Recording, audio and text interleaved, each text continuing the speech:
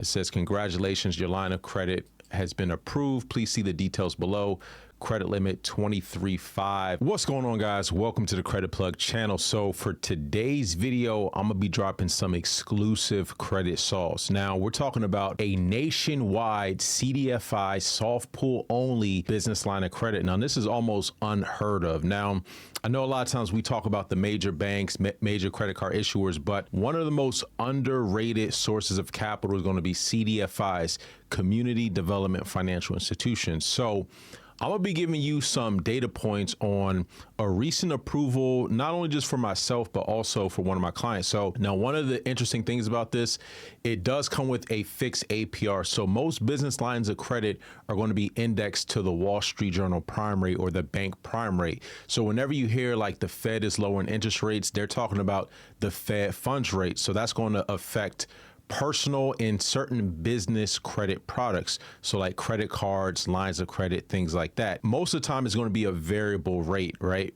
Where in this case is actually a fixed rate. And the fixed rate is actually higher than what you would find when it comes to the Wall Street Journal prime rate. Because as y'all know, the Fed funds rate has been going down. So the Wall Street Journal prime rate is in lockstep with the Fed funds rate. So it's usually about a 3-point difference, right? So if the Fed funds rate is 5%, the Wall Street Journal prime rate or the bank prime rate is going to be like 8%. Now with this fixed APR, it is somewhat high. I believe it ranges anywhere from about 15 to 17%. Now, the thing I like about this is that it's an evergreen line of credit, so there's no renewal. So there's some banks where you have to renew every year. A lot of times you might have to get reassessed. Like a Cathay Bank, they reassess you every year, so you got to send them new tax returns, stuff like that.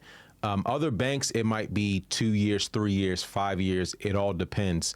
Now, this is an evergreen line of credit. So you get approved once, whatever limit that is, you can keep that limit forever. Now, this business line of credit only goes up to a maximum of $25,000. So it's not a real high limit line of credit. So you just got to remember though that CDFIs are really designed for, helping out small businesses, micro businesses, right? Usually they're not going to have the highest limits, and they will require to a degree a lot of paperwork, kind of comparable to like commercial banks, but they're going to be a little bit more lenient on how much revenue you're pulling in and your credit score.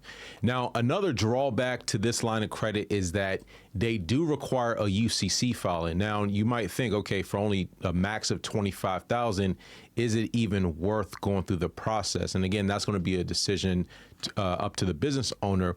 But you can argue, for example, if you go to some of the larger commercial banks where you can get 100K with no UCC, it's kind of a trade-off because certain banks, if they want that first position, they might require that you close out any of your other lines of credit. So that's just another drawback for this. But remember, this is going to be more for entry-level types of businesses. Now, they do not require a first position, so a first position is not required, but they will file a UCC. And there is a UCC filing fee on top of a closing fee as well. Now, how this process works, at first, there's a pre-qualification. So before you even start submitting docs and verification and stuff like that, they're just going to do a soft pull on your credit. Now, one thing I wanted to reiterate is that throughout the entire process, there's no hard inquiry. So this is an exclusive soft pull only approval. So once you make it through pre-qualification, that's the last time they're going to pull your credit. So it's not a hard pull whatsoever, soft pull only, and I confirm this 100%. Now, a couple considerations. You want to make sure that your credit report is not frozen when you go through the pre-qualification, and you don't have a fraud alert on your credit report. Now, for those who don't know what a fraud alert is, essentially, creditors are supposed to verify your identity if you put a fraud alert on your credit report. So a lot of times lenders, creditors, they will just automatically deny you and not even bother with verifying your identity, especially a lot of like the online applications. But once you get through the pre-qualification, then they're going to ask you for this list of documents. So I'm gonna go over this. So of course, your articles of organization. Now, the cool thing about this CDFI is that they're somewhat tech enabled, or they're trying to move towards being more tech enabled. So there is an integration with Plaid, and you'll get a separate email. Also have to submit a photo ID, and this is actually through, I'm sorry, the verification of identity. This is actually through another third party where you receive a text message, you scan your ID, the front and back, and then you do one of those like biometric face scans where, you have to look from side to side and they verify your identity. And then the interesting thing that they make you do is taking photos of your business. So, equipment, inventory, your workstation. So they require 5 photos of anything related to your business. So this could be your office, this could be a physical location. Now, I've seen this with a couple financial institutions where they just want to see some type of physical location, or, your office, your desk, your equipment, your laptop, whatever the case is. So you're going to need your EIN letter, that's your SS4. They will ask for 3 personal references, and 1 must be a family member. This is only applicable if you have a brick and mortar location. And then the other thing, these 3 items right here, they're going to ask you for an explanation of what you plan to use the funds for. So you could say things like general working capital, payroll, marketing, so on and so forth. So they give you an example. They just want to understand what the use of funds is. The other thing they're going to ask is kind of a little summary of your experience, your industry experience, and how why you decided to start your business. And then last but not least, just a description of your business, what your business does, how many employees you have, and who your clients are. So that's the thing with the CDFIs. The CDFIs are a little bit more personable. Now, I know a lot of people don't like this type of, underwriting process where you're providing, a lot of detailed information, but this is just how it is with CDFIs. It's more of a traditional sort of banking relationship where they get to know you a little bit better.